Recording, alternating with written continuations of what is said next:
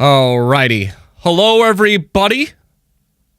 We just had our Xbox Developer Direct yesterday, and there's a lot to talk about. And you see somebody on screen that will be diving into it with me, that of all people, it was perfect to have him.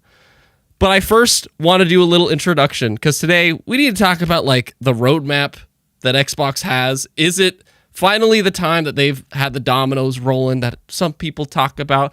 Is what first party?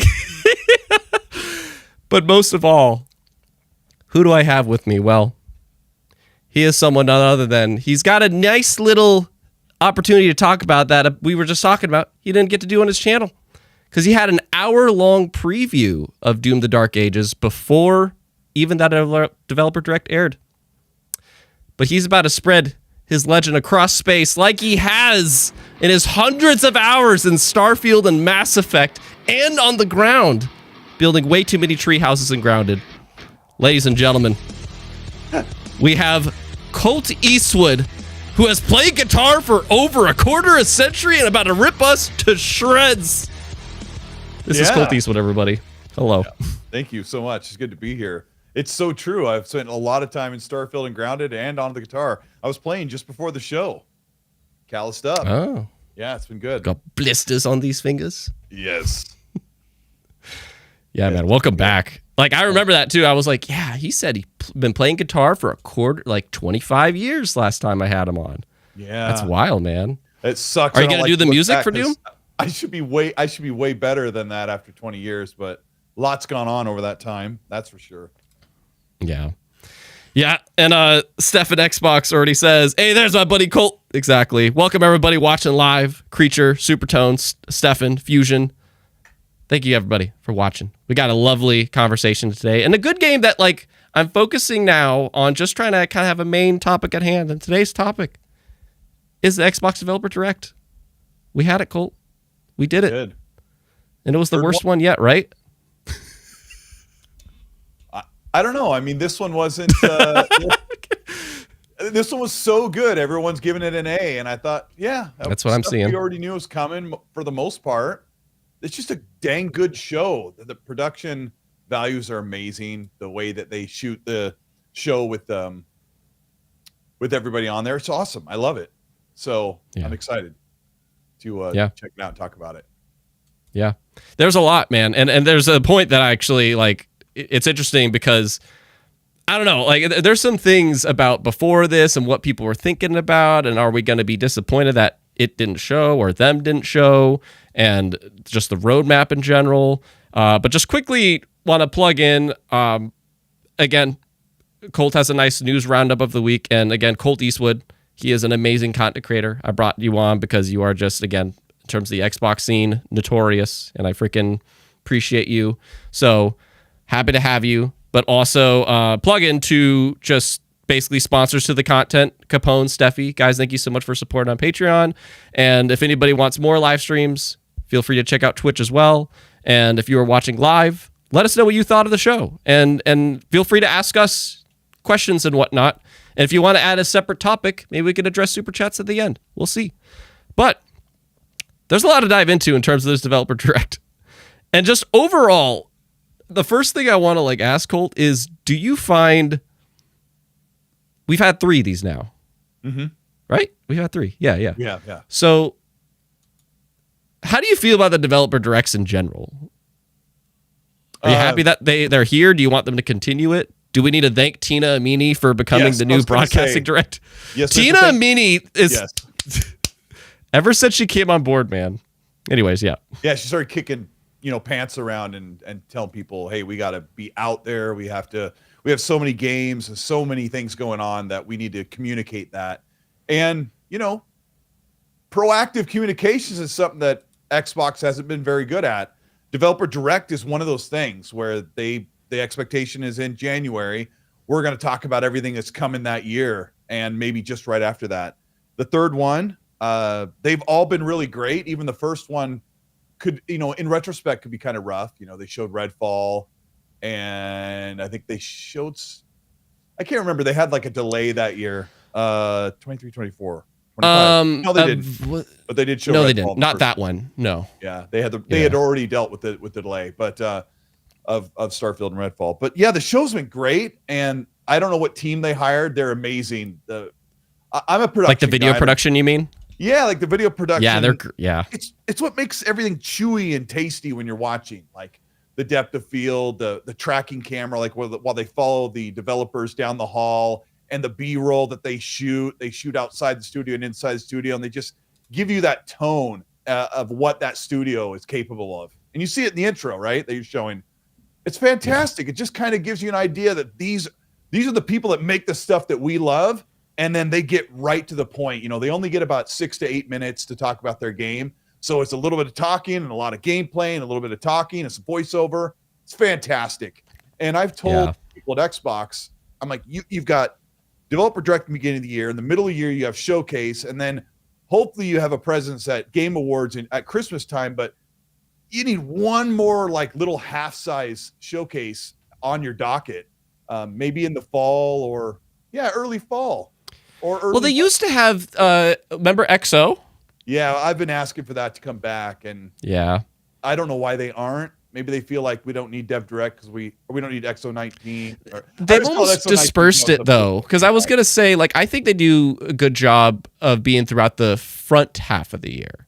Because if you consider like the partner previews, they had 2 of those last year, one at the front half, one at the back half, which, that's not major, but it's something, and there's the ID at Xbox thing, also usually April. But what I like about the Developer Direct is that it's a great way to just kick off the year. That's what I love, is that it's just like, this is the front half and we're kicking it off, and we're going to get to this about like the roadmap that's been laid out, because that's what this show did, where we could just get a strong sense of the front half of the year with the glimpse of what the back half is. And that's what the summer showcase does, where that's like, here's the back half and also beyond, so. But I agree, like something in November would be perfect, like something early November maybe. Yeah, bring back XO. But can I be a little bit? They go to Gamescom instead. That's what they do. Gamescom is big, and I've talked to people at Xbox. They consider Gamescom so big that last year they did an LA Gamescom rerun sort of thing. They kind of did a presence in LA where they said we have such a great showing at Gamescom that we want to bring it to the rest of the world. So they do that in LA like a month later. But the selfish part of me wanting Xbox to do something in late fall is like when I'm creating content, when you do Developer Direct, you have all this content to talk about, but it's not just me, right? And you, it's about the fans that watch this show, or fans that are alive on forums and watching podcasts. Like, they want to talk about this stuff too. So once Xbox does Dev Direct, you get the whole spring to talk about the games. The games are coming out. And then you have this little moment right before Showcase where all the buzz generates and we're all talking, we're making content. And then in July and August, it's like, and I feel it all the time. It's like we ride this high that just like, slows down. So I get that. But like, okay, so anyways, the Developer Direct, I'm glad it's around. I think it's a great thing. It separates itself from like the state of plays, even the Xbox Showcase, Nintendo Directs. Like it what I love about it is what you said, Colt. It's like an opportunity to get to know these teams and to see what they're cooking. And we got to do that. And there was 4 games we saw this time, which the surprise, I'm shocked that they started with it, was Ninja Gaiden 4. We got South of Midnight. They're going to make got us Expedition wait till 33. Last. I thought they're going to show like the color bar, the testing pattern, and make us wait till the very end to see what the unveiling was. Yeah. And they just went right into it. But did you think that they started with that? Because I'm like, oh, this means for sure we get a fifth one. That's what I thought. Yes, I did. Yeah. Because like, why would you start with this? Like but they had faith. Like, hey, Doom's gonna be a great way to close, which we're gonna have words about. But yeah, like so. I mean, let's just start with that. And there's something about the start of the show that I'm gonna loop back to. But yeah, so Ninja Gaiden 4 was the mysterious thing that they started with. Let's just address it, and it's probably gonna be our big topic. I would imagine this conversation is like Ninja Gaiden and probably South of Midnight and Expedition 33 are kind of the same length, and then Doom will be a length, and then kind of a final question to you. But, and I do see AP, what is this? Truth of Reasoning has arrived. Truth and Reasoning has arrived. I'm assuming you're talking about both of us or just Colt. Hopefully both of us. I think it probably takes just both me. of us. Probably just me. You have to like combine our forces to get a little bit of truth, I think. Oh, no, he's saying, so I am truth and you are reasoning. Something along that. Truth and Reasoning has arrived. Yeah, maybe. Yeah. Oh, my buddy Nick is here too. Yep, Doom was a great way to close. And yeah, maybe it was. But they opened it, man. They opened it with that surprise game being just Team Ninja showing up with a new entry of an IP that hasn't had a new entry, the main line, for like 13 years. And I fully wasn't expecting this. It's Ninja Gaiden 4. And I don't know, like the surprise, I do my best, by the way. I don't like leaks anymore and whatnot because it just ruins surprises for me. Mm-hmm. But this one, I was like, I saw I think I saw a thumbnail. I was like, oh, because I had to miss it live. Yeah. But that was the thing.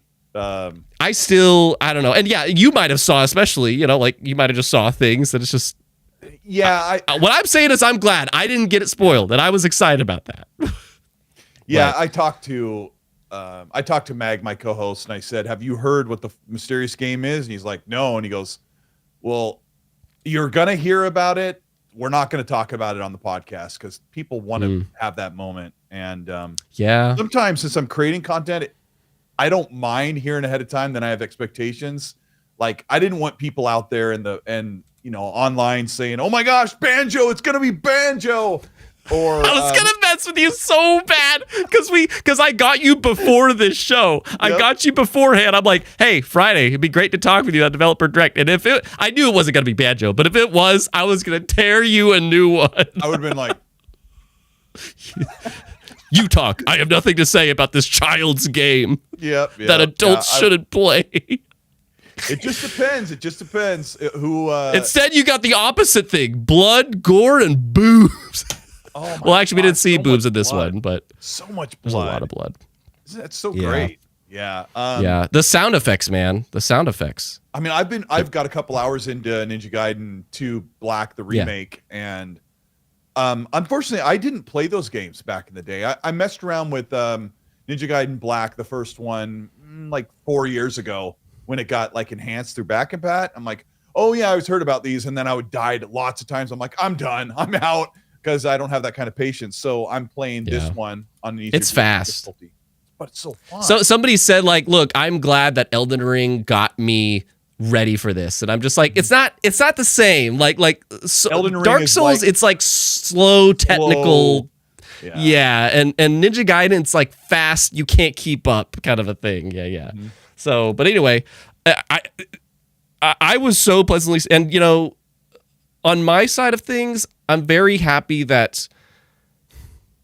So last year I had this complaint that I'm like, why is Visions of Mana here? Why was that at this thing, whatever? And it's not even going to be coming to Game Pass. Like it's like, oh, well, it's to represent the relationship between Xbox and Square Enix getting better. It's like, okay, but I don't know, it just didn't feel at home, But this, there's a couple of reasons that it somewhat feels at home, because one, like, there's roots with Ninja Gaiden with Xbox. There is. Yes.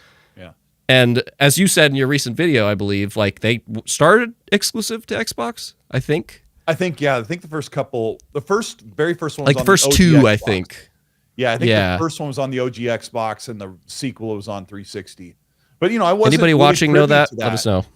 But hey, back in 1988, I beat. Oh, you can't see my hand. Back in 1988, I beat the NES version, which is really difficult. Yeah, you had to keep. I the Nintendo on and finish again in the morning. But yeah, finished it. Yeah, but like, so that's a part of it. But also, it being a Game Pass thing, of course. And before I talk about the obvious reason it's here, I do want to just shout out, like, there's somebody that said earlier, where are you? C2's like, I didn't think Platinum had any employees left. But what they're referring to is like, yeah, Platinum, I got excited when I saw Platinum because that is a action game studio. That's what they do.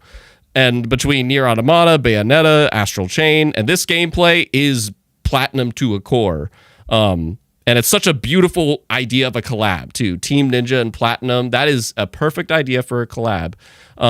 But as some people are skeptic, Platinum's gone through some things the past year or two. So is it the good Platinum or the bad Platinum? Who knows? But for now, just based off the trailer, I think it looks very Platinum Team Ninja-esque. It's fast, it's beautiful, it's soundy, it's glorious. But so it's a really neat collab. What I was building up to is just more relationships with Japan. And there's kind of like two things I wanted to question with that. And they kind of tie together, Colt, which is the reason this was here is I was impressed or kind of surprised to see Xbox publishing. That's what they start with. And I know you've been dealing with a lot the past 24 hours. But like, dude, I looked at your feed. I'm like, he is getting into it.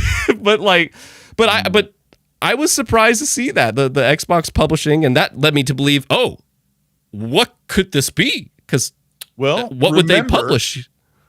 Remember back in 2021, maybe might have even been 2020. Phil made a big trip to Japan, and everyone was like, oh, he's going to make headway with Japanese studios or Asian studios. You're right. Yep. We never heard anything at all. The only thing we heard was like some Capcom or other Asian developers like came into Game Pass or did some marketing agreements or were on showcase stuff like that. But there's a lot to say.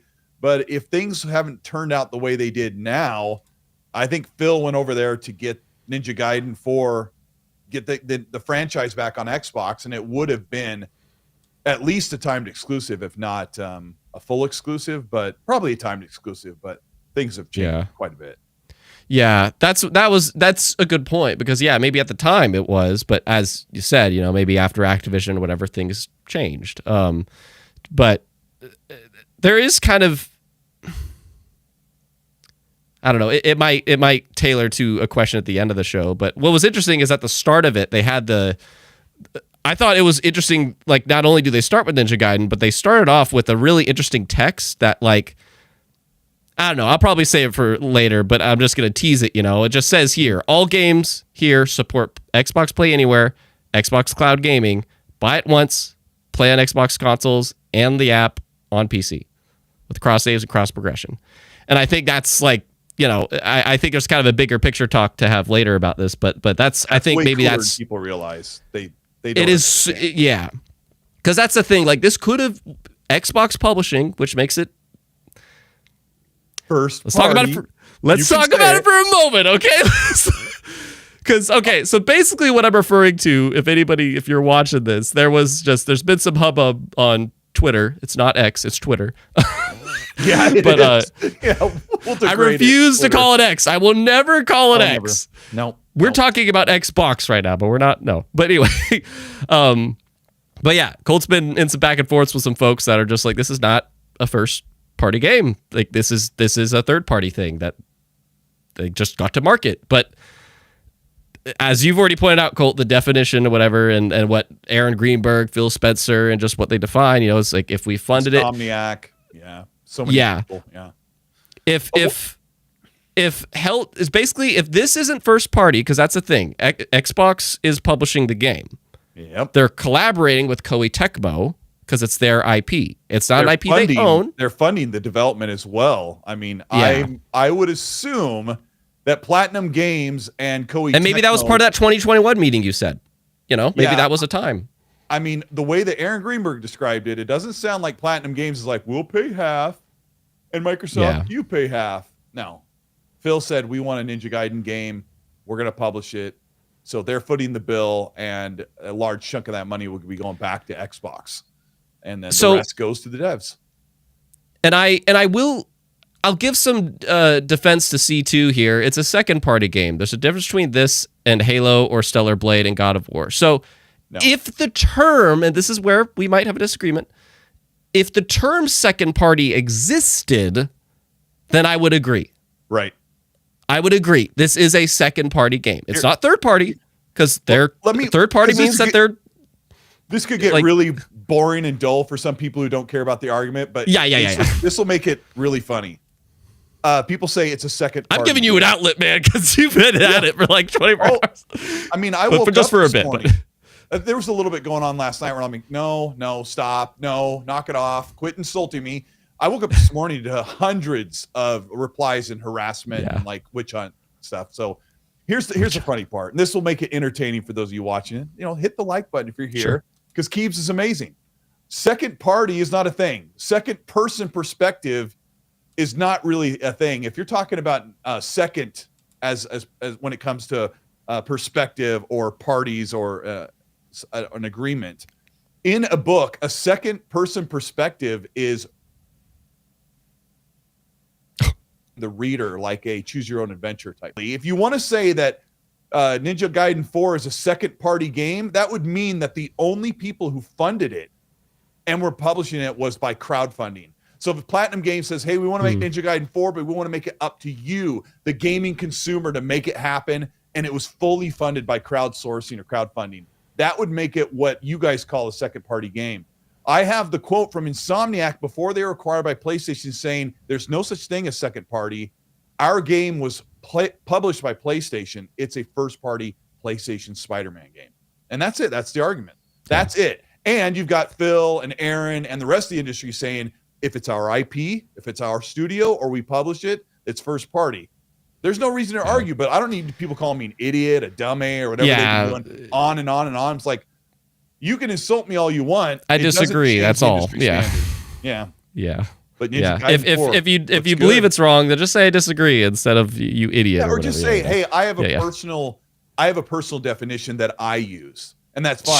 Sure. When I say Xbox says it's first party, you don't get to argue that. You just say, oh, well, that's not how I've looked at it personally. So okay. Anyway, but it is awesome game. Exactly. It's so, and this is what I'm kind of building up to is, it's a different way to handle first parties. Like I think Ninja Gaiden, this is why I'm saying it's a big chunk of this, because the game looks awesome, and please let us know if you want us to bring up something about the game itself. The action looks kick-ass. The sound looks amazing. I'm glad that it's back after 13 years. This is the year of the ninja, because, oh my God, shadow drop of Ninja Gaiden Black or Ninja Gaiden 2 Black. I bet you, Colt.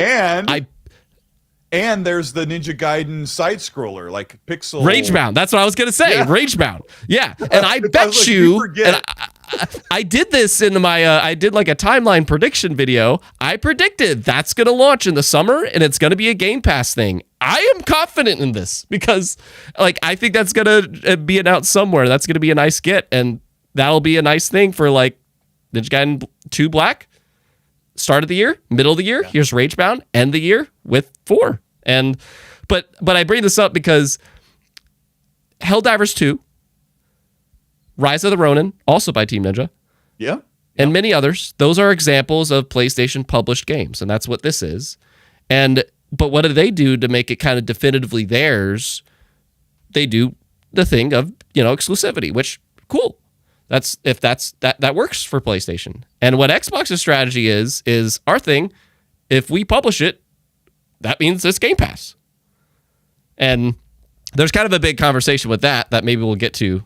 I'm teasing some big picture things, but I'm just saying, I think that's the way they handle, especially if it's a bigger IP like this. It's like, look, Game Pass is the get that we're going to get for funding this. So, but yeah, I'm excited. I think it looks great. Silver Zonix says, because I never thought Platinum would collab with Team Ninja and Xbox again. Have they collabed with Team Ninja before? I don't remember that. No, but they're saying that, them collaborating with Xbox collaborating with Platinum was also really sketchy. Scalebound. Yeah, Phil and Xbox got blamed for that for a couple of years, and then 5 years ago, the head of Platinum Games spoke up publicly in an interview and said that one was on us. They continued checked in, and Phil was like, "What are you doing?" And I heard that Phil was like, the last time he checked in on Scalebound, he was like, "What the crap is going on? What are you guys doing?" And I remember being upset because Platinum shipped 5 games during Scalebound's development, or at least 3 to 4 games. Transformers Devastation, Nier Automata. I can't remember. There's a couple of games that they did. I think Bayonetta 3 and something else. Anyway, they shipped a bunch of games while they were still on the docket for Xbox. And I think what happened was they were having a hard time getting Scalebound done, and they kind of looked at Xbox as their last priority. And then when Phil came to knock on the door to see how it was going, he was pissed. As much as Phil Spencer could be pissed. As much as Phil Spencer. Oh man, see, that's a very banter thing, man. Because Phil was sitting. They said we've been developing this for 4 or 5 years or whatever, and I think that's so cool. By the way, to not know about this until the year of release. Yes, that is so cool. That's awesome. There's a 6-year wait to oh man, hope it's good. Yeah, that's so awesome. Doom got to experience the same thing, kind of exactly. That's awesome. So, but anyway, I can't help but also question all the things that Phil knows. I want to know. What else are you sitting on that we didn't know about until now, kind of a thing. Yeah, it makes me very curious. And I hope this, again, because Japan would be great for more things. And that's what I was also going to say is I wonder if this is the way, because sadly, they got rid of Tango. They traded him off, basically. So, stupid move, yeah. But maybe it was also because, look, maybe it's better if we just collab with studios over there than owning one. And I wonder if that's an approach that they're doing. I don't know if you think of that. Maybe. I mean, they did say when he went over that they wanted to have a presence in Japan, maybe acquire a studio or build one over there. But that's a big ask. And Microsoft and Xbox they haven't built that relationship long enough to be there yet. But they'll get there. Yeah, they will. And they slowly are. But anyways, yeah, Ninja Gaiden 4 coming to Xbox day one, as well as PlayStation 5, but day one on Game Pass is especially the part that I'm my roommate found out about that, and he's like, no way. He got so excited. But exactly, yeah. So, but that's not all, because there's 3 more games. If you're watching, as Colt said, leave a like, and let us know what you think of Ninja Gaiden 4, as well as other shenanigans, as well as is it first party or is it not? What's your debate on that? But it kept going because this is weird. I thought in terms of the Direct, I think, and this is a conversation to have with you, Colt, but they showed South of Midnight next. And I think that was a weird move, not to include it, but to do it after Gaiden. Because it's such a slower game. It looks so slow. I was you just got off of this shing, shing, shing, shing, shing, and then it's just, I don't know. It looks so slow.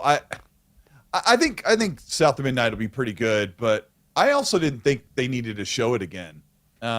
We got, and that's what I was gonna say, because I remember looking at your Twitter and you mentioned, and I disagreed about this. You're just like, they just showed it. They just showed a half-hour documentary. I'm like, but who watched that? And how many people actually clicked on that video instead of watching the developer direct? I figured it would be here for sure. I mean, we got 6 or 8 minutes of footage, and thankfully Xbox Era cut it all down into one video, so you got to see all of the gameplay footage at once. And so I don't know. Sometimes I'm like, I know enough about the game to my excitement is set. I'm done. I'm good. And this is it. No more. Yeah, after I didn't this. need to see Avowed or South of Midnight at the Direct. So no, Avowed wasn't there, and I didn't really think they needed to have South of Midnight. The funny thing is they're going to have as far as we know, and I don't think delays are going to be the issue with this number, but they have almost 10 games for 2025. Yeah. But Dev Direct is one of those things like we want it to be really good, but Showcase has to be way better. so I think that's why South of Midnight got some time, and they're like, you could show something else. I would also argue that it's just part of the starting roster, and that's and I just keep building up to the roadmap, like, because it's true, like, we got the release date for this April 8th, which is also what I was thinking, like early April or mid-April. But yeah, and I just, I that's why I love the developer direct as just an opportunity to, these are the guys that are going to lead the charge, and maybe we'll give you another one or two that's beyond, but like, here's definitely a glimpse of what's no more. I'm saving this anyway. I need to cut that off, but I don't know. I was fine seeing it again, but I'm totally of the mind of like Avowed and South of Midnight. I don't need to see anything else. Like, it's not that I'm not excited for those games. I've seen plenty, and I don't want it to be overshown. I don't want it to be a death loop where I feel like they just marketed that game like holy hell and showed it like crazy, because I am like, this basically is honestly, have you or you watching played Kenna Bridge of Spirits? I know. I heard that a lot. It is literally Kenna Bridge of Spirits. Yeah. Yeah. Which is a great game. I like that. It's like an 8 out of 10 game, but it's just very similar in terms of what you're doing and somewhat like the story, but just obviously very different setting, very different characters, situation. I don't know.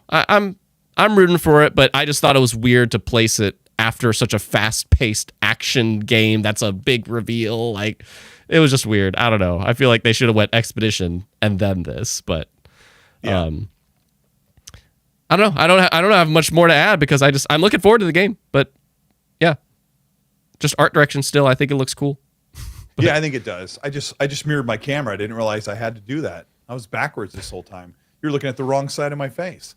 Yeah, I've told people, you can be excited about South of Midnight. I'm going to wait and kind of see how it goes, and eventually I would probably get a chance to play it early, and I'll be able to give you better impressions of it. But Compulsion, they've had a hard time making a game that's like a runaway smash.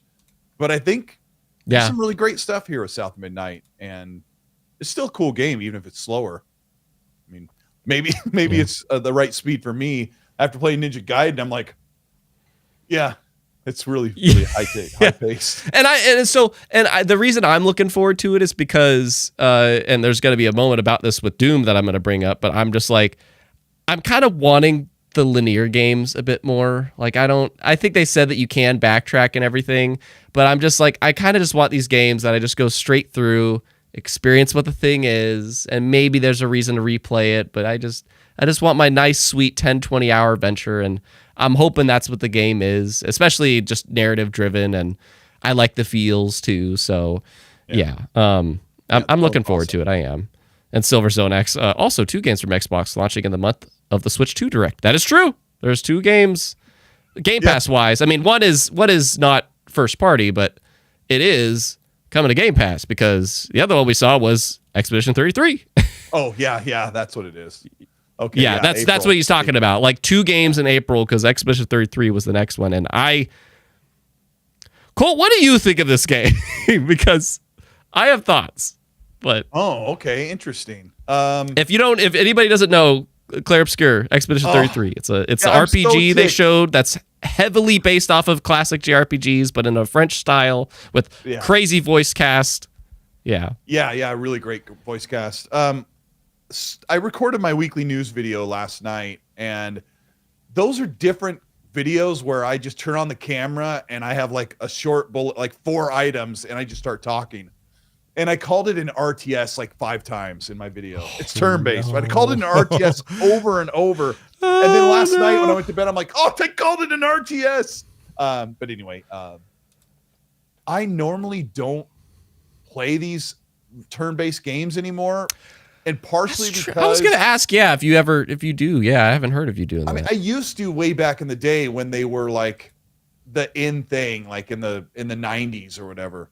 But then gaming kind of evolved where you could have really great visceral real-time combat. So one of my other issues is some of the best turn-based strategy games right now are Japanese anime style, or I don't know what you call it, which I don't like. I can't stick with the tone and the characters and the overacting, and it's just something I didn't grow up on, so I can't stand it. I just never, even as a kid when I saw cartoons that were anime style, I'm like, what is with this stuff? How dare you?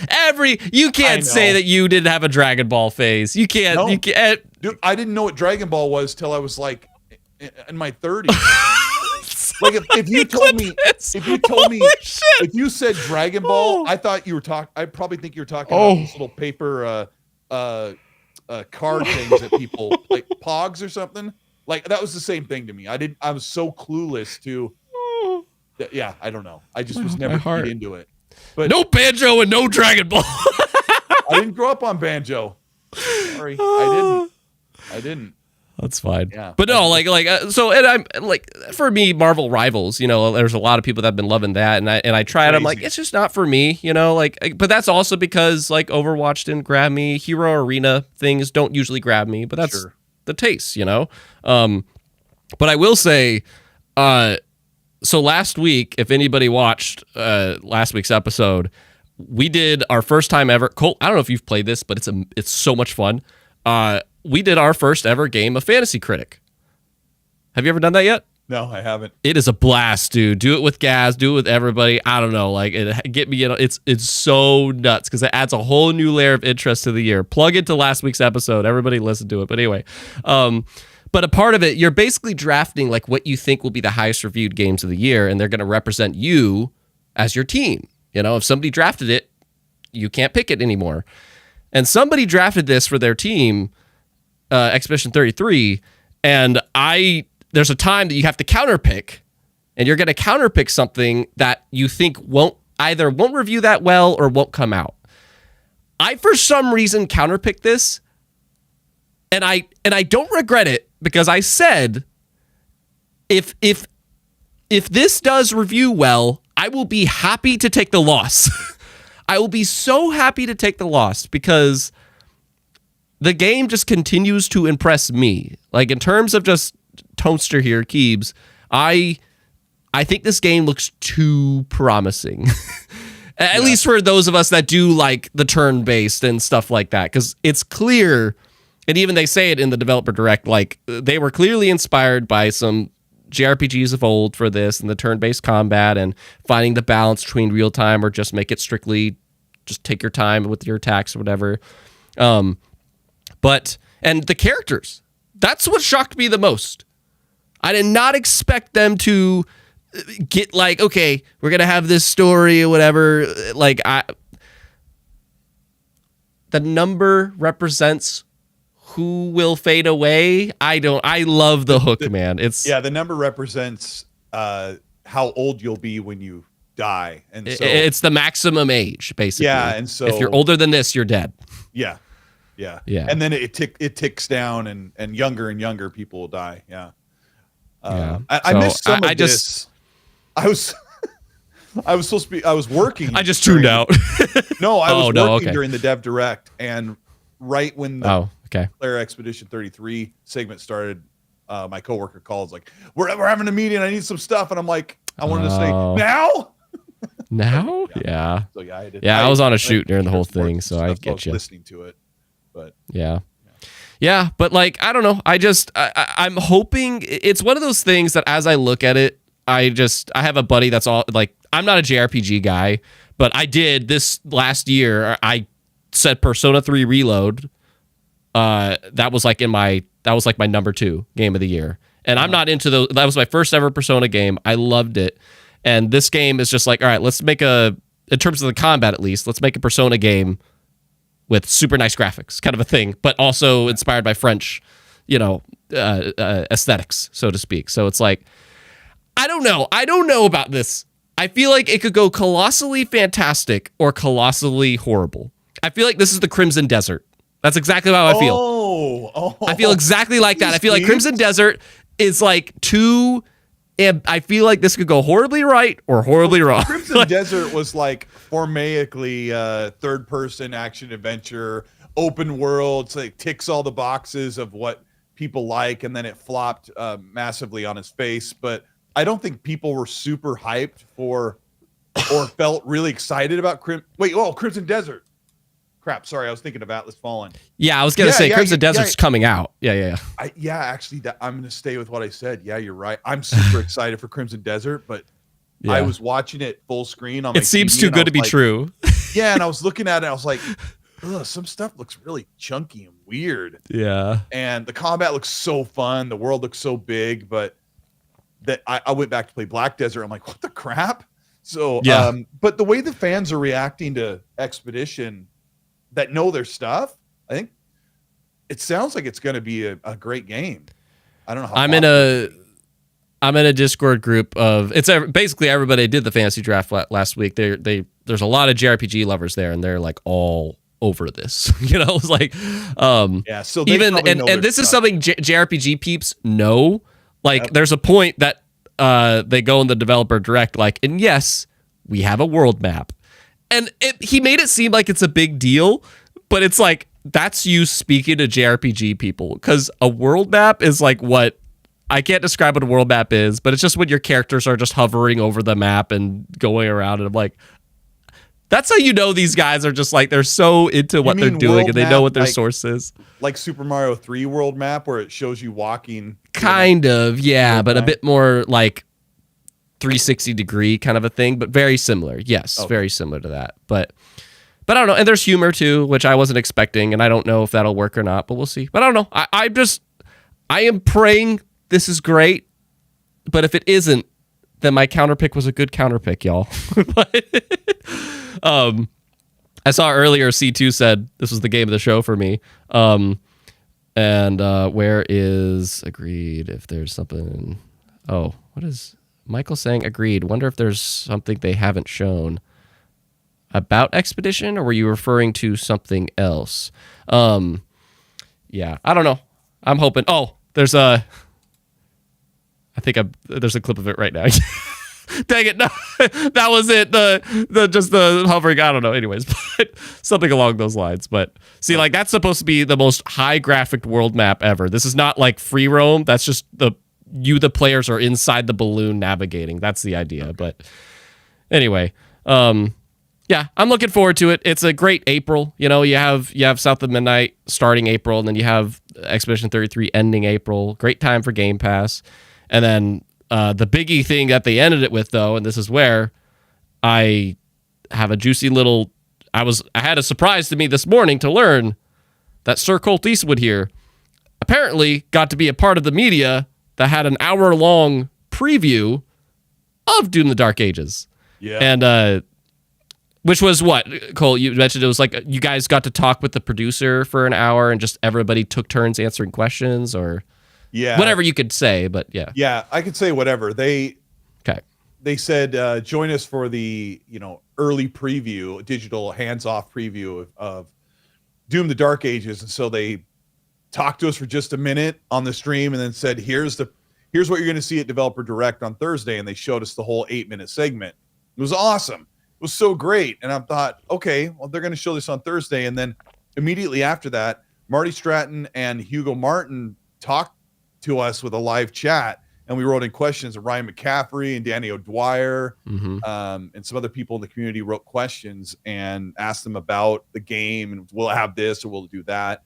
And I listened to that for a good half hour or so before I tuned out. But one of the weird things that they said was, all of this that we're talking about is held by an embargo until after Dev Direct airs.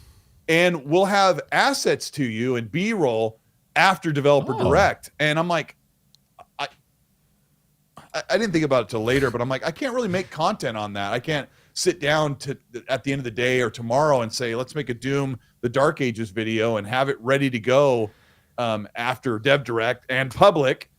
But what I could have done was taken notes and recorded a voiceover, and then Dev Direct is done. They email the assets, and I have to like quickly start building, rendering, uploading, setting, and all that. that's just the thing of being a content creator. But yeah. I don't know. I saw like Ryan McCaffrey's like he gave like it was mostly a recap, but there were some extra little nuggets. But one of the things that didn't get talked about until after Dev Direct was that there's no multiplayer mode, and they said we just wanted to take that time and those resources to make a better campaign, and I never messed with the multi. I did on 2016 for a little bit, but it was like why. I don't know. I didn't. Why? I just did. I got killed over and over, and I'm like, this isn't what I want to do with Doom. I've got a huge campaign to play. Yeah, potentially over again. Yeah. I mean, so and that is true because I thought like 2016's multiplayer, fine, whatever. Somebody else did Eternals. That I liked Eternals. Like I thought battle mode was a sick idea where it's just somebody's the Doomslayer and then two other players are demons that could summon a bunch of other demons. I don't know. I loved that concept and I really I don't know. I didn't expect them to do that again or whatever, but I'm hoping, crossing my fingers, that at some point they like post-launch add a level maker. I would love that, dude.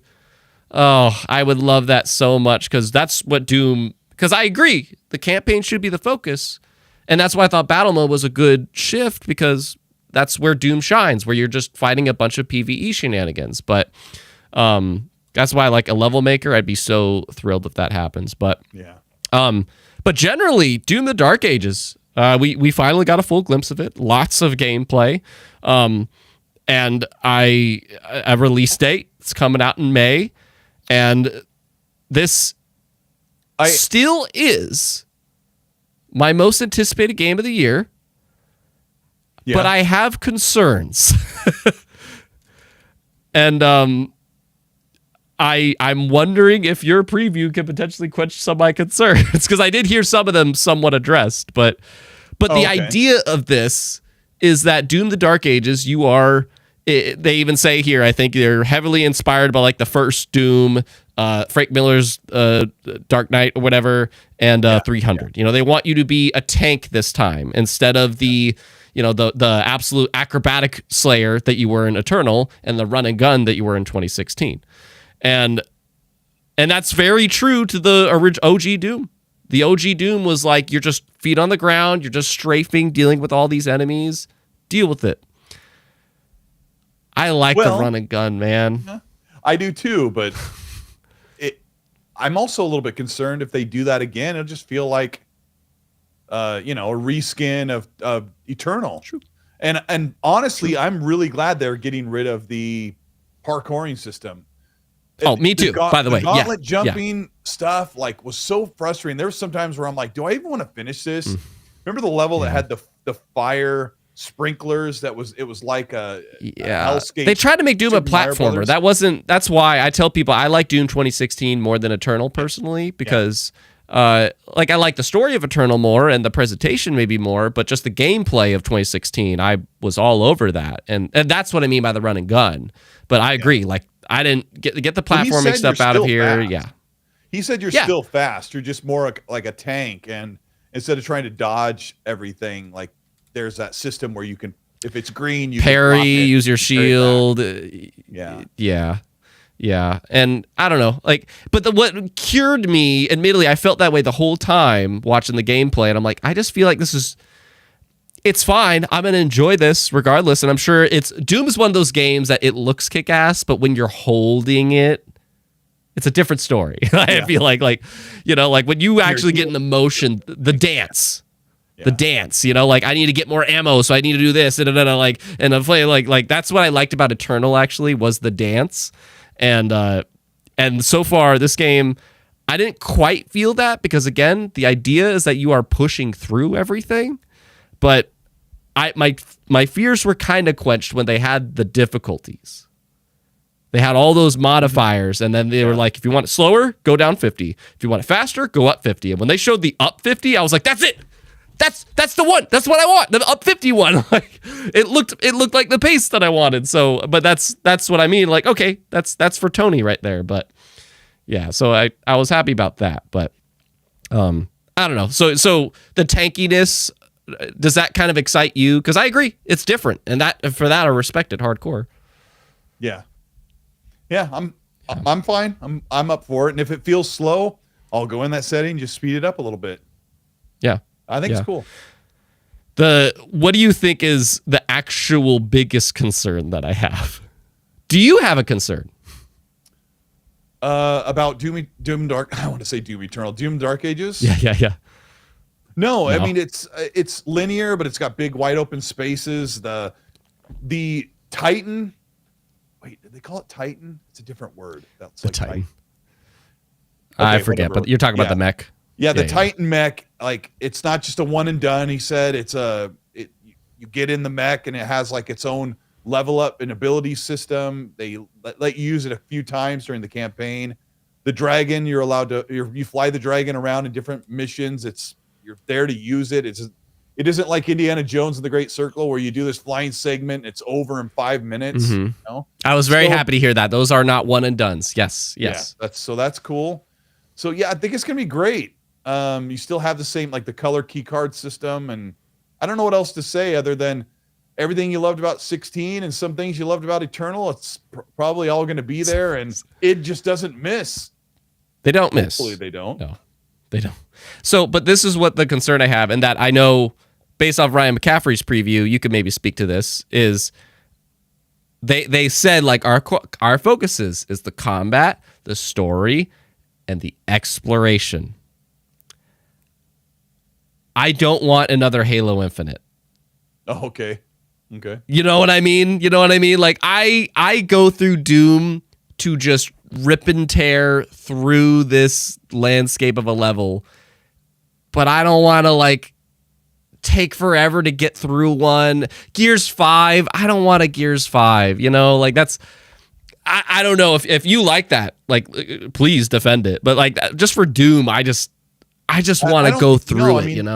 It's not open world. He said it was linear in the Q&A, that they just have wider spaces instead of you jumping up and down and around. Everything is, like, laid out in front of you.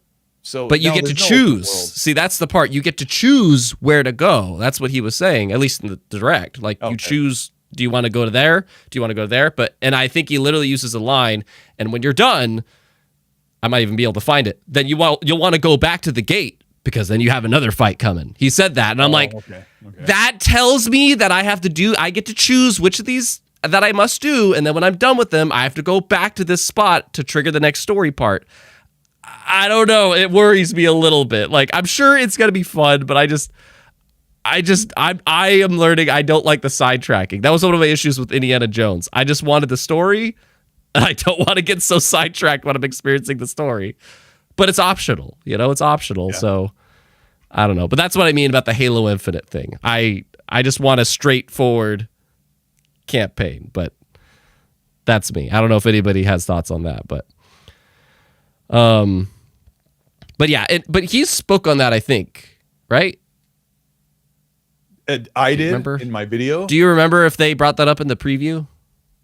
That's just what I'm telling you, that they asked, okay, sorry, is it open world? And he described it, like I said, that it was just more open to the left and right than it was up and down, and yeah, I mean, I'm fine with that. And remember 2016's Doom, you backtracked a lot too. You did all over. You had to go find the different color key cards. You had to find the red, the blue, and the yellow, and the green skull or whatever before you could move and get everything unlocked. And I mean, those are just excuses to get you into a different corner of the map and fight different enemies and get creative. So yeah. We will see. But it's out May 5th. That's all. If the Marauder doesn't come back, I'll be happy. Oh, dude, I'm so with you.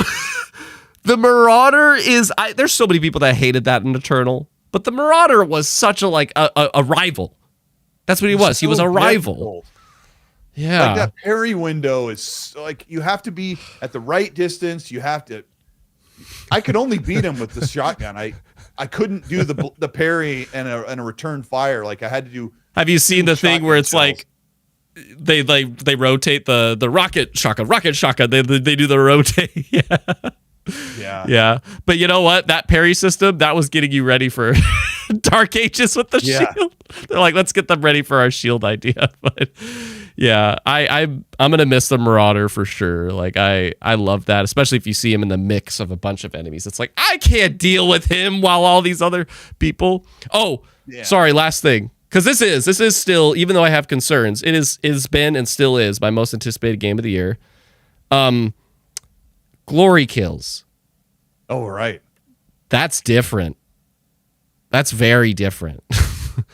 And I miss that too, man. I miss the tearing somebody's arm off and shoving it down their throat, or the ripping out the spine and smacking them with it. Like all those crazy gory kills, and now it's just like punch, stomp. Yeah, and they're more organic. Like you just go up to them and kill them, take them down however you want. Those canned animations never really got old for me in the last two Doom games. Like, no. Yeah. Which is maybe what they were worried about. Maybe they were worried about it. Just, we don't want that to be too repetitive for people. But I'm like, I love it. I never got tired of it. Maybe if we had to do it again a third time, it's like, this is all they do is you just weaken them enough so you can do the canned animation glory kills. And I don't know. Maybe that's just going to be a good thing they had like 3 or 5 for each enemy, and it would depend on like if you go for the head, the arm, whatever. Like it would depend on where you go front for. Or the back. Yep. Yeah. The front or back. Yeah. So I don't know. And I thought that was part of the. But that was part of the motion too, like I'm low on health, need to do a glory kill. Oh, I need ammo, chainsaw. And then like when you get in the flow of that, I thought there's nothing like that. There's nothing like the Doom flow to me. And I feel like the glory kills, it's like a moment to breathe. That's the other thing. It's like a moment to breathe during that madness. But I don't know. And there's 2 people, like literally Supertone, I love the Marauder. Dog Tag Duke, I love the Marauder. Oh my gosh. Well, we need the Marauder, man. You're better than we are. Yeah, but I'm looking forward to it. But it kind of brings up the point, Colt, that I wanted to point out. Oh, and one more from Dog Tag Duke. Doom Eternal was perfect. The Dance of Death in its most pristine form. I agree, Dog Tag. I think like Eternal, while we didn't care for the platforming, that one definitely had the flow because Glory Kill, Chainsaw, and Flamethrow. The flamethrower or the ice, that's how you would get armor. So you would kind of have to keep mixing it. But I think they wanted to, and that I respect, they wanted to simplify it a bit more. And maybe that's what it is. And I could respect that. But lots of enemy count too. I forgot about that. Like on screen, there's a lot of enemies on screen. Sorry. Yeah, like right here. What the, anyways. But that comes out May 15th. We did not get a 5th game, as you and I hoped. Starting off with Ninja Gaiden. And my question I kind of want to propose to you in the chat, when you think about it, I feel like this is the year, I feel like I might have said this on your show at least once, Colt, or just whenever, that Xbox is really doing what I want. Where Hellblade 2 is not the only person for like 6 months, the front half of the year. That was 2024. We didn't have anything else but Hellblade 2, first party wise. Yeah, but that was really crappy. And they did their 2021 thing where they backloaded the year, and it was awesome. But it was the backload of the year. But this year, we have an interesting lineup because the front of the year we have Avowed in February. South of Midnight in April, Doom the Dark Ages in May. Yeah. Just strictly speaking, first party. And there's more than that. And there's probably more than that. Who knows?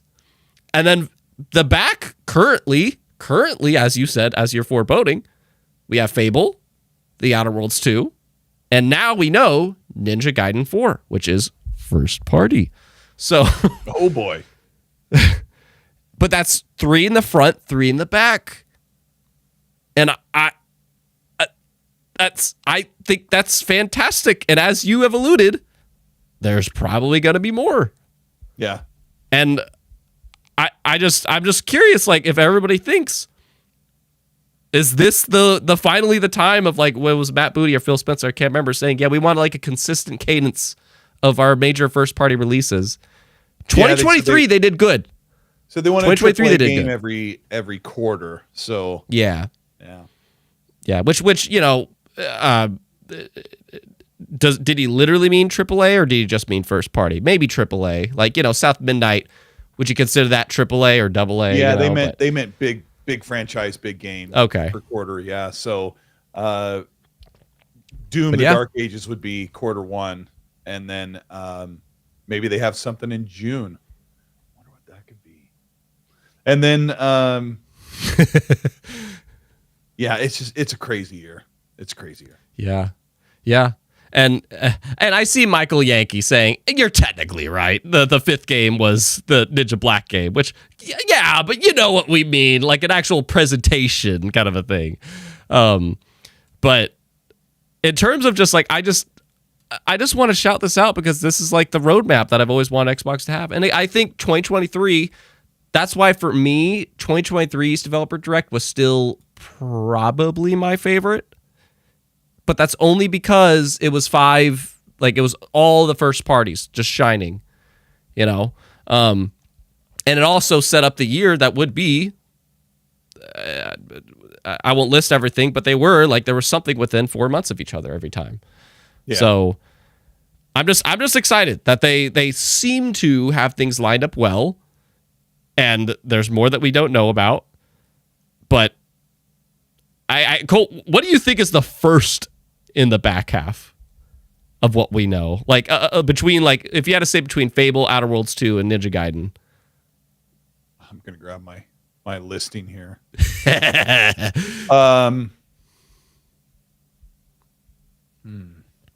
I'm like, I don't know. Maybe I don't have full faith. Do you have full faith Outer Worlds 2 and Fable will come out this year? You never know, but let me look at something. Hold on. Yes, I have those. Yeah, I mean, Fable could get delayed, but I don't know. I'm predicting a Fable Direct after the showcase wraps, like a 15-minute breakdown of Fable, like they did with Starfield. So I think that Fable will come out in 2025, and Outer Worlds 2.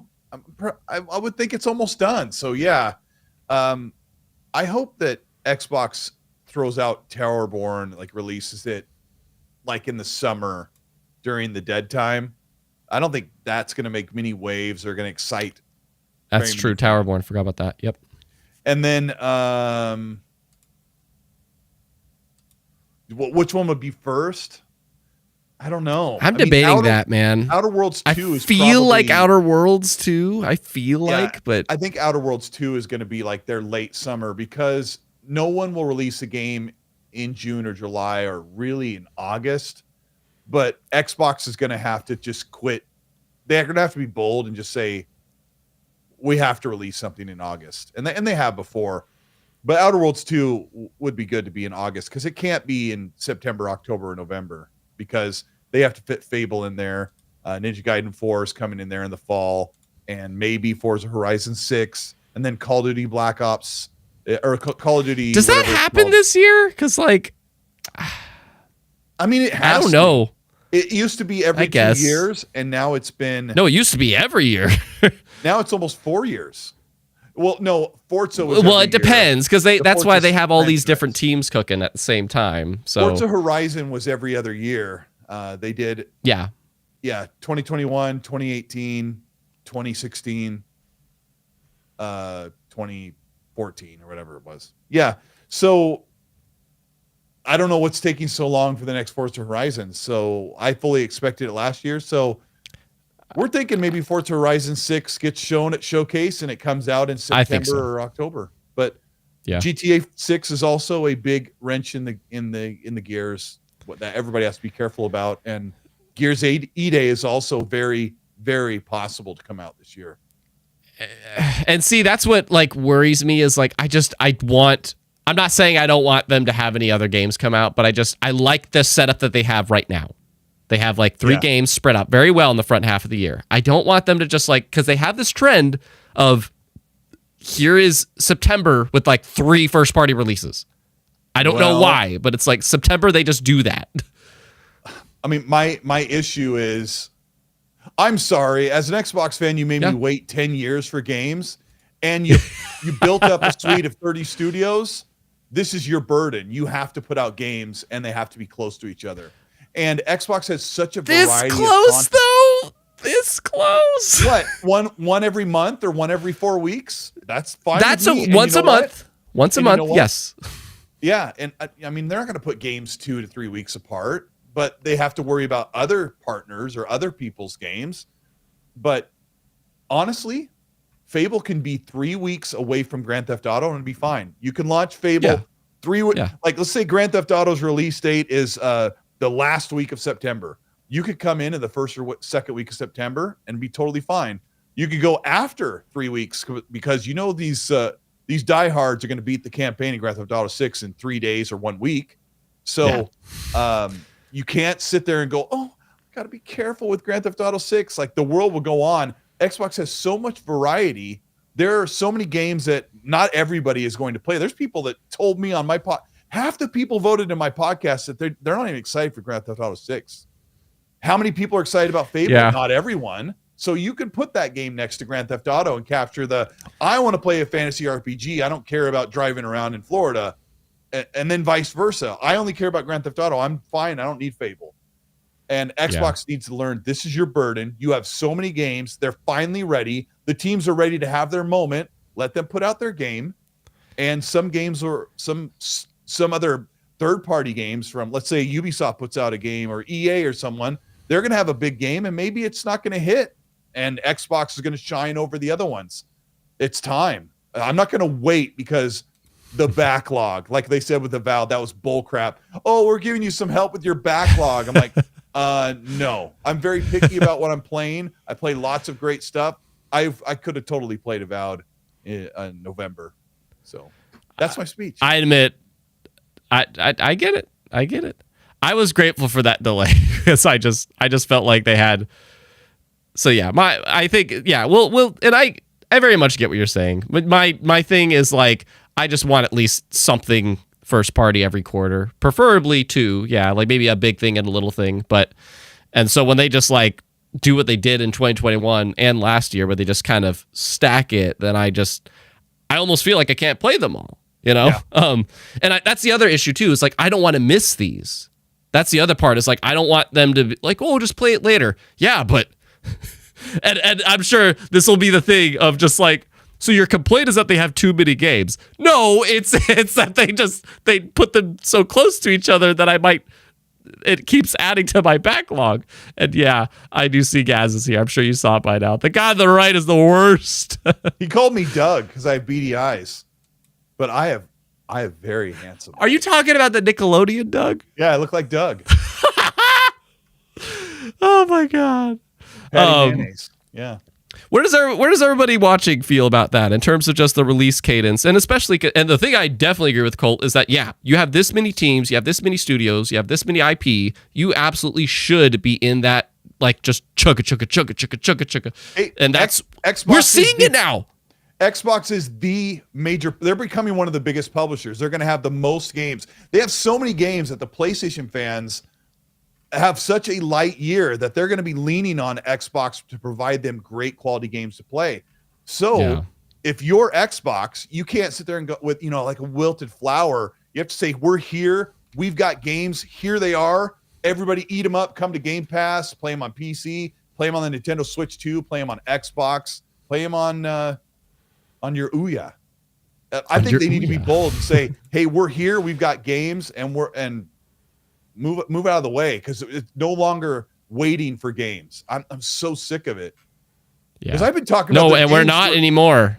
That's what makes me excited. We are not anymore. And that's what it feels. That's why I bring this whole thing up, because I just feel like that's what this developer direct did for me. Like, this just feels like, even though they didn't go beyond the year, but that's what Showcase is for. Like Showcase sets up the back half of the year and beyond. And as you've laid out perfectly with your graphics and everything, again, Colt's awesome. Check out not only his YouTube, but also his Twitter. Just the roadmap, it just feels like there's so much in the works, and there's so much like both close and further away, but not even too far away, and like it's just all spectrums. And this is the Xbox that people were kind of hoping for in terms of the regular release cadence and all these acquisitions and everything. It just feels like this is it. This is the turn that we really want, and I'm so excited about it. Like Michael Yankee says, bring on the games. Not all games for all gamers. Wait, not all games for all gamers. What does that mean? Yeah. Michael said, yeah. Not everything's for everyone. Yeah. So, and Xbox did that in 2023. I think they had Minecraft Legends next to a bunch of other big games. And I'm like, what do you put?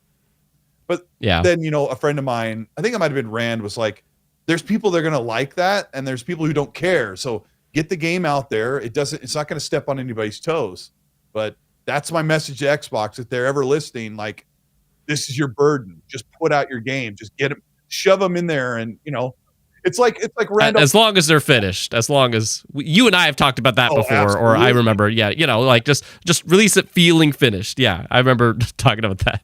Mm-hmm. Yeah. What is this? Dog Tag Duke. Horrible, hypocritical statement, but it goes without saying, but looking back, the games have been very polished sans Forza Motorsport. Forza Motorsport got a delay and still need another 6 months. So now if Avowed comes out and it's 30 FPS, what? I understand it's on Unreal Engine 5, but I'm pretty sure that your same studio making Outer Worlds 2 on Unreal Engine 5 is going to run 60 FPS. They're showing it at 30. Is that Unreal 5? Yep. Oh, I didn't know that. Huh. Yeah, that and Avowed, but it just doesn't make any sense. Like, why is it only 30 on Unreal Engine 5? Like, I don't know. We'll see. I will find out very soon. It's a creative choice. I'll find out really soon, and I won't be able to say anything. But if I was Avowed's team, and I knew we were going to hit 60 FPS on console in a month, I would have said something, because they know damn well that there's a concern about it, but they're staying quiet because, you don't want to, if you come out and say, hey, we're coming out in a month, but we're still 30 FPS, they know there's going to be a firestorm of complaints, and they're already in hot water with that game, with the community. I want to address something. So Amo with the chat before, I want to present Colt the opportunity to redeem himself with something previously, but stay tuned for what I mean by that. You're like, oh no, but C2. I don't know how much GTA 6 release matters when Fable's releasing a Game Pass. You would be surprised, C2, because, so for example, I have a buddy that is like, he saw the presentation yesterday. He rarely watches developer directs, but he saw oh my gosh, Ninja Gaiden, this is amazing. And, the first thing he did is he did not resubscribe to Game Pass. He bought that thing full price for, I believe, Steam. But that's how people roll. Game Pass doesn't appeal to everybody. And I asked him about that later today. I'm like, so why is that? And he's just like, I just don't want to, I know I'll forget to unsubscribe if I don't use it for a few months or something. And that's what I'm saying. And so it's just because it comes to Game Pass. No, and I understood that. There's a lot of people that do that. Sure. They don't want to set the reminder or whatever. Yeah. No, and everybody forgets, a month goes by and you still have Netflix for 9 years. Yeah, I know. Yeah. And it's but that's the thing. It's or I have another buddy. I've trolled my buddy Josh from Quest Mode, who's been on the show many times, the channel many times, and he's his most anticipated game last year was Indiana Jones. And once he found out it was coming to PlayStation, he's like, I admit I am a trophy hunter. I'm gonna wait.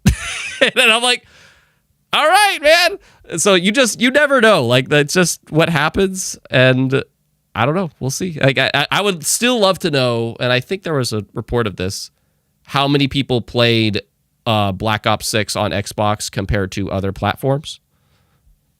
Oh, yeah. I believe it was the highest that they've had or something, but yeah. Yeah, that'd be a good analytic. Right?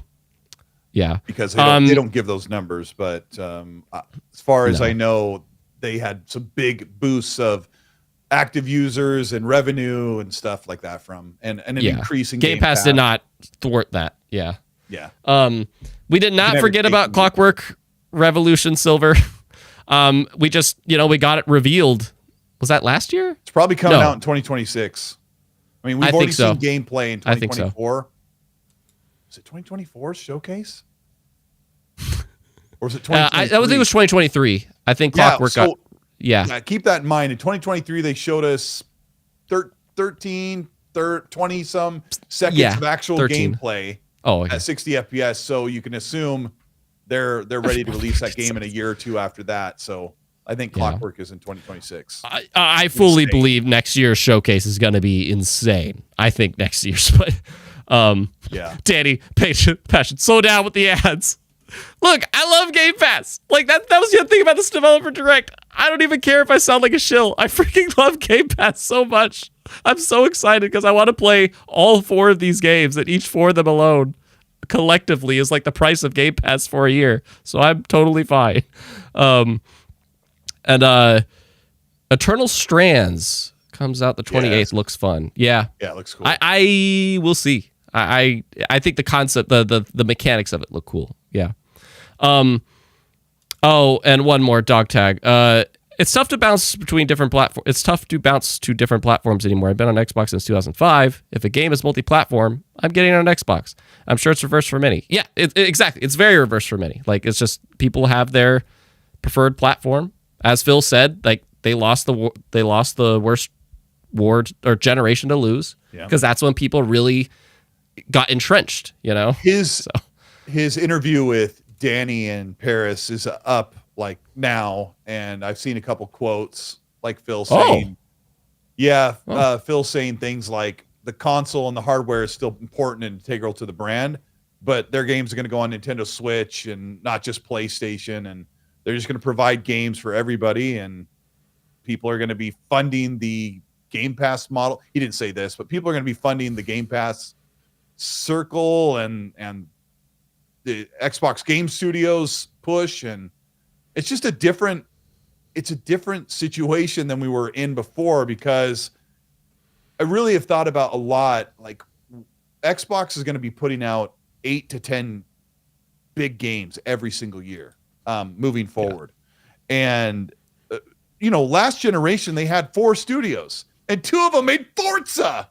So they really, it was like, what were they going to do? They were in such a bad situation. I've covered it. Terry Myerson tried to drown the entire Xbox platform. He tried to let it hang out to dry so he didn't have to deal with it. It was a whole thing, right? Yeah. So Xbox, get back on track. Xbox has 8 to 10 big games coming out every year. And if they would have been doing this a few years ago or a couple of years ago, would we be in the situation where they're going to put games on PlayStation? Maybe we still would, because if you think about it, why do people buy an Xbox? Now they do. There's 30 some million consoles sold. When Xbox has told you the whole generation, you don't need one ever. You'll never need one, but they still buy them. So there's no real reason for people to say, I got to buy an Xbox unless they had exclusives. But at this point, I think in 2024, 2025, is someone going to say, I haven't played on PlayStation for 25 years. I think I'll move over to the Xbox and make that my main platform. Not when you've invested. Most people probably own 200 or even 1,000. I own like 1,000 digital games on my Xbox console. Do I want to move over and play all my multi-platforms on a PlayStation 5 because it might look a little bit better, the controller's better? Maybe. Yeah. Or is someone going to buy an Xbox and say, I want one of those too? I think in this modern era of the way people have been entrenched in what they like to play on, they probably should be on a PC. But if they're a console person, they're probably just going to stick with what they have, and it's not really super desirable to get an Xbox, because you've been locked away from your friends and progression and party and all that stuff's changing and evolving. Discord's on both console platforms. It's just where it is. And but I love playing on a console, but you have to realize what are you really doing? You're playing the games. And what do I really want to do? I really want to play my games on an Xbox controller, even on PC or on Xbox. I really want to continue building my achievements up and talking to my friends that I've met for years I've been playing with. And that's just, people just play where they want. I at some point, Colt, I want you there's a very big, and it's it's so funny. There's always some big topic that just doesn't end. Freaking, when is this Activision Blizzard deal gonna close? When is the Switch 2 gonna get revealed? And this year it's like just Xbox exclusivity, and that's like a whole conversation that at some point I'd love for you to join for like a very constructive debate about, because like the simplest way I could put it is I feel like PlayStation relies on the exclusivity is you can only play here. Xbox's exclusivity is we have Game Pass. I feel like that's the biggest somewhat summary, and I'm sure there's plenty more to say on that, but like Michael Yankee says here, there's smaller games that I play on Game Pass that I wouldn't have tried otherwise. And that's what I love, man. Yeah. Undertale, Outer Wilds, Celeste. They became some of my favorite games of all time. Rest in peace, Earthblade. For real. But the thing that I want, and one more, the Danny Passion, thank you very much for the super chat. I meant the YouTube ad, sorry. No, okay. I mean, hey, we've sounded like an infomercial somewhat, but I know. Colt, the thing that I want to, and also High Fusion, the thing that I wanted to give you before wrapping is last time I had you here, we did a good game that I don't believe you succeeded at. But if you recall... Wait. I missed one, right? Oh, we did 20 questions last time. Yeah, 20 questions. And I don't remember what the game was, and I think I misled you with one question. So I thought today... Mass Effect was the answer, right? Was that what the... I think so. One? Yeah, I think so. Yeah, and it took me forever because I was like stuck on one thing. Believe me, I decided from now on, every time I do 20 questions, I need to figure out, I'm going to put like a timer on the screen to add tension because everybody wants to go for a while, but we're not doing that. What I want to give you is, as a musician, I'm curious if you could guess certain game themes.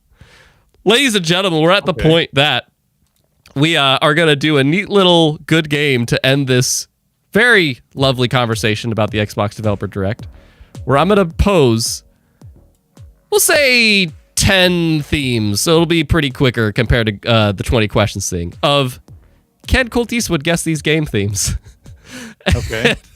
Shoot. Are you a game music guy? Would you recognize the problem is I have a 10-year blank out time period, while I was going to college and starting a family. So, but we'll see. Like, if you give me like the don't say anything, but if you give me the Ocarina of Time theme, I'd be like, yeah. That's just what I'm gonna do. Well. The Ocarina of Time. Oh no! I know you. I'd like to probably had it on your list. Yeah. No, so what I'm doing, I'm going to shout out this Binary, what is this channel? Binary Gleam. I have like a playlist of these videos that like they just have these little guess the themes things. So, and I don't know, do you hear this? I can hear that, yeah. Okay, good. Okay. So, we're going off of this, and I'm going to give you, it's going to start off like iconic, I think, so easy. And then we're going to the next difficulty. So we'll see how many you can get. Okay. Are you ready? And if you are watching as a viewer, you try to guess too. All right. Wait, it's not going to show it on this screen right here, is it? We will see the result. You're going to have like 10 seconds to guess it. Okay. You're going to have 10 seconds to guess it. So I think. So here we go. And we haven't started. Just get ready.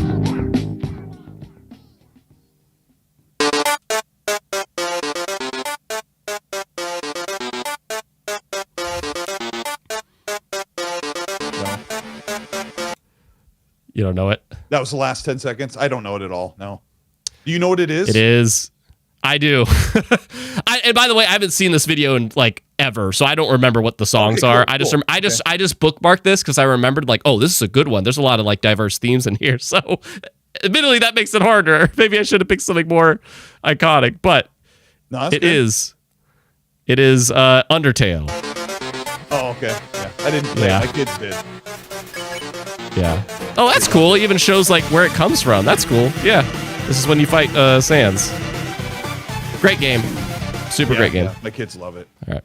Okay, next one. Oh my God, you won't get this. No way. That's what it sounds like. It sounds like a Final Fantasy or... You're not wrong. You're not wrong.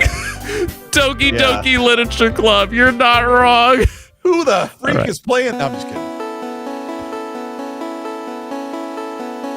Sounds like a 16-bit game. Like from the Super Nintendo era. I don't know it. I have no idea. Oh, Fez. Retro game. Huh. Well, I mean, it's 16-bit style. Sure. That's a great song. That is a good... I want to listen to this. The soundtrack. I like it. Let's see. So that's 3. Oh. Is that a clue up top? No. Oh. I don't know. Persona? I have no idea. What's with the word up there? I don't even want to look at the word. I have no idea. Mario Odyssey. Oh, really? Yeah. I played it. That's what he's in. Yeah. You will see. That is 4? 4, yeah. Oh, boy, I'm doing terrible. So far, so good. Oh, I have no idea.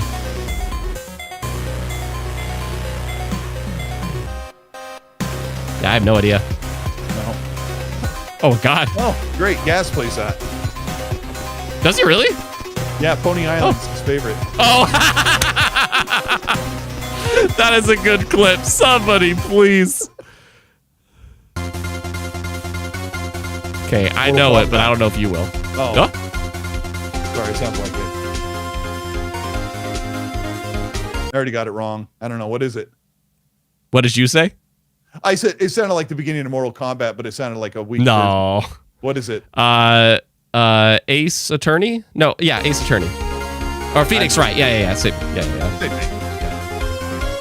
I don't remember this one being this hard. I didn't mean for this to be this hard. I'm like screwing you now. I recognize it, but I don't know what it is. No. Stardew Valley? Oh, What? Rayman. Rayman, Sound like the OG one, maybe? Yeah. I've only played Rayman Origins Legend. I'll give us one more. Let me see. I didn't expect this to be this hard, but... We'll keep going. Okay. Unless people are getting bored. Come on. This stuff... You know what it is? I'm gonna die! You picked the most weeb list for me, bro. What is it? No! This is hilarious! Can somebody watching, please acknowledge why I'm laughing? You literally said this would happen.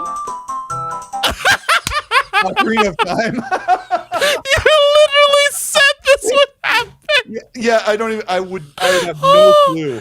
I think I walked into the room and my friend's son was playing this on the Nintendo Wii. And I just walked by. Yeah. That was amazing. That was like exactly what you said would happen. Let me try one after this. Okay. And then I didn't... Hang on. Because I didn't mean for it to be this hard. I just remember I liked this one. That's all. It's been way too long. Starting to tell like what kind of games I don't play. Yeah. Yeah. It would have been hilarious doing like an NES one. I could have got so many. I don't know. No. Ask your chat how many more they want to do. These go by pretty fast. Yeah, they go by pretty fast. But what is that one? Danganronpa? Okay. Is that a Danganronpa, yeah. Is that a Persona franchise or is it just look like Persona? No. It's different creator than Persona. Yeah, they have a new game coming out this year actually, but Colt looking at Zelda is making him prolapse. Yeah. This one's slightly easier. Here you go. You missed it. There was a game theme on there that was called Pony Island. If you don't know this one, get out of here. Everybody knows that. Don't give me crap. Yeah, okay. I was like, it goes from easy to impossible. Just skip to the... How long is this video? We're not doing the whole thing, but just skip to the you want me to just... Okay. We'll just go. Just Just go the middle. Just go to the middle of the whole thing. But I need to be careful about. Okay, hang on. I need to be careful to not show like the visual of it. Okay, here we go. Oh, you don't have to show the video. Just play the audio in the background if you can. Oh yeah, so we're just starting here. Can you minimize it? Because it's telling you. No, now you don't see it. Oh, okay.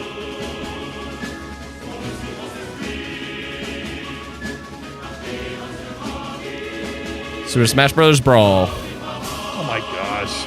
Yeah. Never really played it. You told me to skip to the medium. You told me to do this. That's fine. That's fine.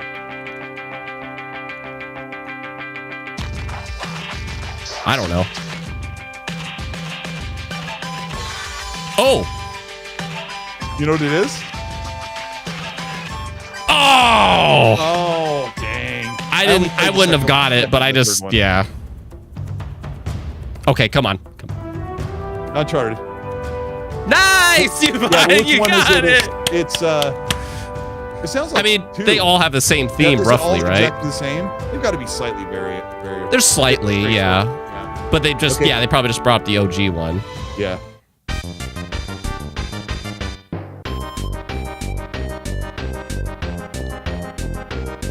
I don't know this one. You know it? This is Kirby's theme. Oh, okay. Or just Kirby Superstar. Gaz says, you're better off asking Colt how to speak in Chinese. Yeah, that's true. Oh, this is Super Mario World. No. It isn't? You know what it is? Let me play that sound for you again. Hang on, because you can get it.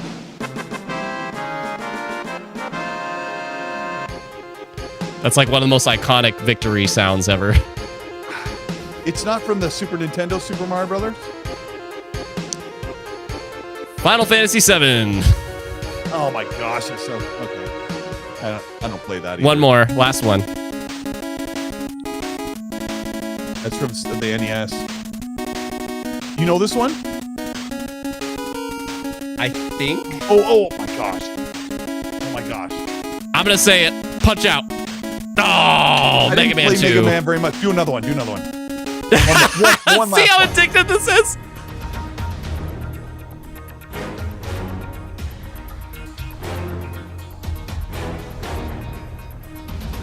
No. I don't. Oh. Nobody plays that. No, I'm just kidding. It's the most popular game ever. You have to do one more. One more for Gaz, because Gaz is being a punk. Everybody has to, if you want us to do one more and you're watching, you have to say one more. Spam it. Yeah. Spam it. Yeah.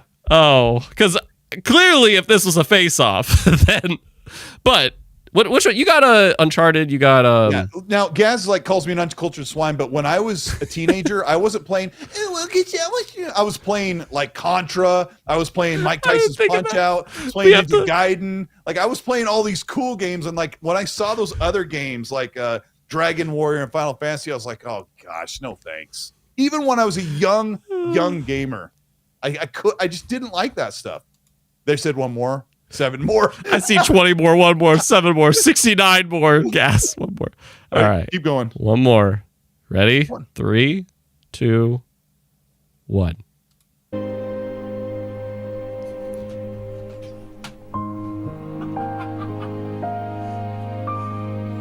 Is it Ocarina of Time again or something? No! I'm going to give you 1 more because this is for me. This is Kingdom Hearts. Yeah. Oh, Sora. But this is not a Colt game. I'm like, I want to come across one that's like a Colt. No. Okay, hang on. I'm skipping because this is Persona. No. Okay, hang on.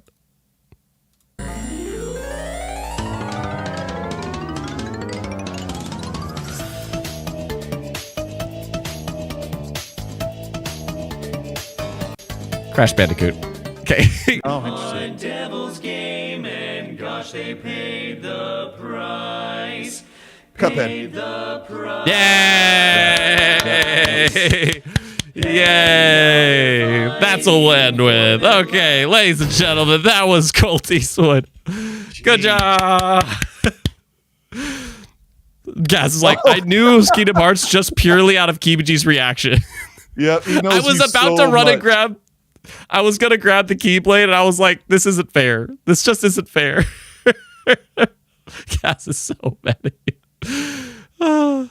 That's hilarious. Yeah. All right. I'm going to at some point, okay, I ran 20 questions with you. I ran game themes. At some point, I'm going to troubleshoot it with you next time. Like, all right, over, under, game stats. I'm going to figure out the one that's like, this is Colt's game, and he's got it. Colt. Yeah. Regardless, thank you so much, sir. Sure. I was going to say sure. Thank you so much, sir, for coming. I appreciate you so much. Of all the people to talk about this developer direct with, it was great to have you. And is there anything else you would like to bestow upon the audience before you go? Yeah, I just want people to remember that Keebs is very concerned about if Doom the Dark Age is going to be any good. He says it looks like trash. He says it looks boring. He's not looking forward to it. So just remember that when you check out his show next time. No, I said all those things. You said all those things. Yeah. No, I'm really glad. Thank you for having me on. It's so fun watching gaming flex their muscles and show us games to play, and it's been crazy. I've just been overwhelmed this year with so much to do and so much to play. This past couple of weeks I've been like playing Mass Effect, and I was playing Ninja Gaiden Black 2 because I have to I'm going to get into the big games and be reviewing stuff like really soon. So I'm having a good time. Yeah, I'm just going day by day. I don't even know what's going on tomorrow. Oh, I know what's going on tomorrow. I'm going to be on Gaz's It's Saturday. Show. Yeah, oh, really? Oh. Yeah. Wow, I didn't know that. Wow, thank you for coming. Like, that's even more, because I would be like, man, I'm going to be burnt out. But you know what? This is a great week to talk about. Quiz, and I'm going to grab a quiz of 80s ballads and then play them on the stream and have Gaz guess them. Which one's this one, Gaz? Who played the guitar on it? Yeah, you have to present. You have to just like pull your phone to the mic, like, guess the theme, guys. Guess it. What is this? What TV show's theme is this?